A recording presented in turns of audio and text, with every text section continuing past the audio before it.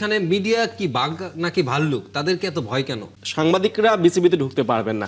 এখন কথা হচ্ছে বিসিবিতে এমন কি আছে, এমন মানে রহস্য কি লুকানো আছে যেটা আসলে গণমাধ্যম দেখাতে পারবে না, বা কার কাছ থেকে বিসিবি পরিচালকরা লুকোতে যাচ্ছেন। আমরা দেখতে পাচ্ছি কিছু পরিচালক রয়েছেন, একজন পরিচালক তিনি দুর্নীতির অভিযোগে স্বেচ্ছায় পদত্যাগ করেছেন, আরেকজন পরিচালক সরে গেছেন, মনে হচ্ছে যে আরো কয়েকজন চলে যাবেন। সো নতুন সরকার আসার আগে এই পরিচালকদের সরে যাওয়া কি অনেকটা ইঙ্গিত করে না যে তারা এই বোর্ডের ব্যর্থতা ঘাট থেকে ঝেড়ে ফেলতে চাইছেন?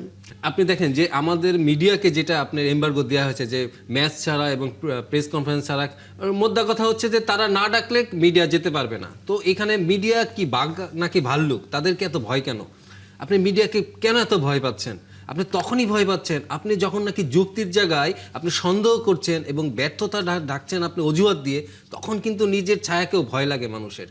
তো সেই বিসিবি সেই আতঙ্কে আছে, তারা এখন নিজেদের ছায়াকে ভয় পাচ্ছে। আপনি দেখেন এক একটি স্টেক হোল্ডারদের কিন্তু তারা বন্ধহীন করে ফেলছে। প্রথমে যদি আপনি ক্লাবগুলো ধরেন, ক্লাব 45টার মতন ক্লাব এই বিসিবির উপর আস্থা নেই, এই বোর্ডের উপরে।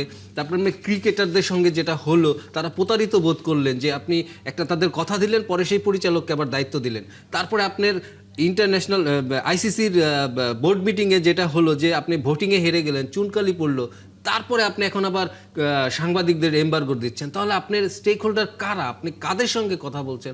আপনি বন্ধু কারা?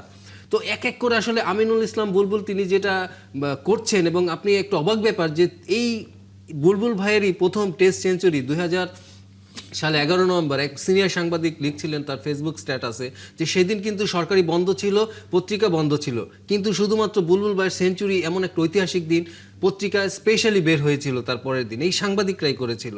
তো মিডিয়া এত কেন আপনাদের চক্ষুশূল হয়ে গেল?